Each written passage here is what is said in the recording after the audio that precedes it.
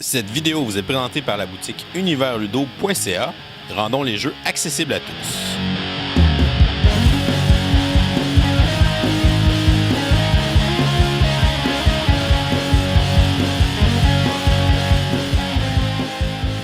Salut les mini-gamers, bienvenue à Professeur Board Game, c'est Bruno. Je vais être votre parent accompagnateur. Aujourd'hui, on regarde ensemble le jeu La Forêt Mystérieuse. C'est un jeu qui a été publié en 2016 par Yellow, du concepteur Carlo Arossi. C'est un jeu qui se joue de 2 à 4 joueurs âgés de 6 ans et plus et qui dure environ 20 minutes. C'est un jeu qui est grandement inspiré de la bande dessinée One World Saga de Daniel Lieski. C'est un jeu coopératif de mémoire. Dans le jeu, on va tous contrôler ensemble le destin de Jonas et de son fidèle compagnon Loki, alors qu'il doit affronter la forêt mystérieuse pour se rendre combattre la reine des Draconia.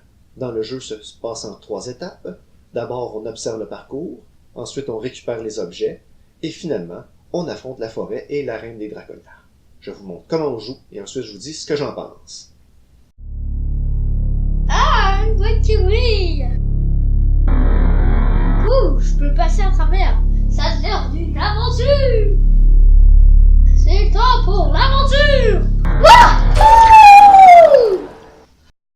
Alexandre! Alexandre! You, Alexandre! Hein? Oh non, Alexandre il est devenu une figurine! Une figurine de jeu? Ah ben, je vais expliquer le jeu! Catherine! Catherine, occupe-toi d'Alexandre, ton grand frère, s'il te plaît. Oui. Merci. Je vais expliquer le jeu. Pour une première partie, on recommande de faire le placement ainsi. Avec une carte de départ sur laquelle on met Jonas, 4 cartes forêt, une carte randonneur, 2 cartes forêt, suivies d'une carte combat final. On regroupe ensemble les équipements de chaque type, on met les Loki face cachée et on met de côté les 2 jetons de l'arme du randonneur. On va prendre au hasard 4 jetons Loki qu'on va mettre dans notre sac à dos. On va déterminer le premier joueur par celui qui invente le meilleur cri pour la reine des Draconia. Je serais peut-être pas choisi. Si c'était une partie à un joueur, on enlèverait une carte forêt et on mettrait un Loki de plus dans le sac à dos. La première phase du jeu est l'observation du parcours. À commencer par le premier joueur, on va révéler à tour de rôle les cartes du parcours. Donc, le premier joueur va virer la première carte forêt, regarder les items qui se trouvent dessus. Tous ensemble, on va tenter de se rappeler les items qui sont apparus sur la carte. Lorsqu'on a bien observé cette carte-ci, on la retourne. Le joueur suivant retourne l'autre carte, on regarde les objets, et on tente toujours de se remémorer les items qui étaient sur les cartes d'avant. Ainsi de suite, à tour de rôle, on va revirer chacune des cartes jusqu'à la carte du combat final. Et voilà, c'est ce qui constitue la phase 1. La phase 2 de la partie est la préparation au périple. Maintenant que tous les joueurs ont mémorisé les items dont ils allaient avoir de besoin, ils vont devoir remplir leur sac à dos avec ceux-ci. Pour ce faire, à tour de rôle, à commencer par le premier rôle, les joueurs vont lancer les 4 dés. Sur les 4 dés, ils vont choisir 2 items qu'ils vont mettre dans leur sac à dos. Par exemple, sur ce résultat, les joueurs pourraient choisir d'apporter une carte et un briquet, en prenant les jetons dont ils ont besoin. Si par exemple, ils n'avaient plus de boussole et qu'on avait obtenu sur le dé la boussole, on pourrait relancer le dé avec la boussole pour tenter d'obtenir un autre item. Autre cas particulier, si sur le lancer des dés, on obtient des Loki, on est obligé de prendre des jetons Loki. Donc on a 2 Loki, on prend 2 jetons Loki. Oh, il était pas face cachée. Si on avait obtenu seulement un Loki, on aurait été obligé d'en prendre un et de choisir parmi les autres résultats un autre objet, par exemple ici la fleur. On continue, à tour de rôle, à lancer les 4 dés, à choisir nos items à mettre dans notre sac à dos. Et bien évidemment, les joueurs peuvent se concerter pour décider quel objet prendre sur le résultat de dés.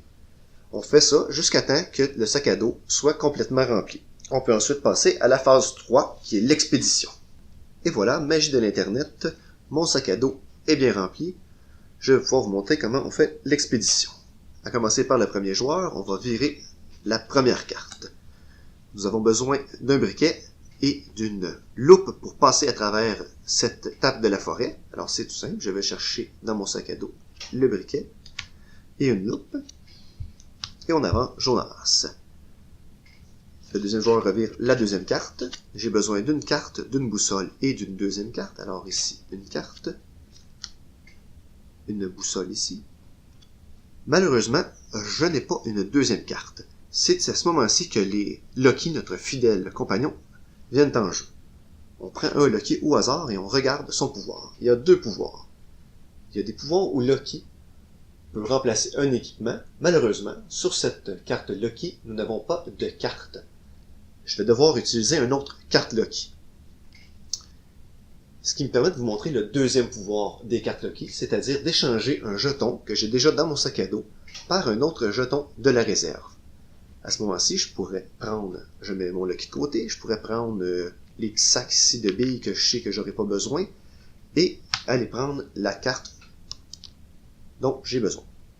Si jamais il n'avait resté, dans un cas très rare où il ne m'aurait resté que des Loki avec le pouvoir d'échanger un jeton d'équipement, comme je n'ai pas d'autres jetons d'équipement, la règle me permet d'échanger le Loki avec un autre jeton, seulement dans ce cas-là. Ensuite, on poursuit notre voyage dans la forêt. La carte randonneur. La carte randonneur, il y en a 4 types dans le jeu. Il y a différents échanges pour obtenir son arme. Son arme, dont on va prendre les jetons qu'on met dessus, nous permet de remplacer n'importe quel objet avec un de ces deux jetons-là. On peut utiliser les jetons indépendamment, on n'est pas obligé de les utiliser en même temps. Cette carte-ci me permet de prendre 4 items, n'importe lesquels, de mon sac à dos, et de les mettre ici pour obtenir l'arme du randonneur. Les autres cartes de randonneur sont expliquées ici. On prend ici 3 items différents, ici un item plus un Loki, ou 2 items pareils. Dans ce cas-ci, je sais que j'ai ramassé beaucoup d'items que j'aurais pas besoin dans le reste de la forêt, alors je vais vraiment aller faire l'échange pour avoir les armes spéciales. Fait que je vais prendre une cape, un briquet, un épée et une bobine pour obtenir les 2 morceaux de l'arme du randonneur. Et je continue mon périple dans la forêt.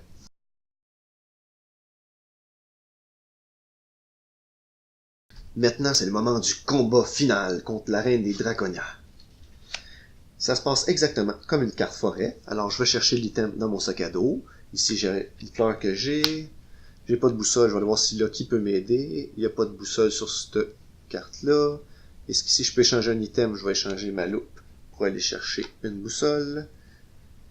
Et pourquoi pas prendre l'arme du randonneur. Et voilà, j'ai gagné la partie.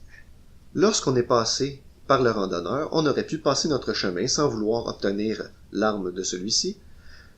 Ou si on n'a pas les objets qu'il faut pour remplir la condition et avoir l'arme, on est obligé de passer notre chemin. Si à tout moment, dans la forêt, jusqu'à la reine des Draconia, excepté le randonneur, on n'avait pas les items qu'il nous fallait pour pouvoir continuer et pas assez de Loki pour nous aider, malheureusement, on aurait perdu notre périple.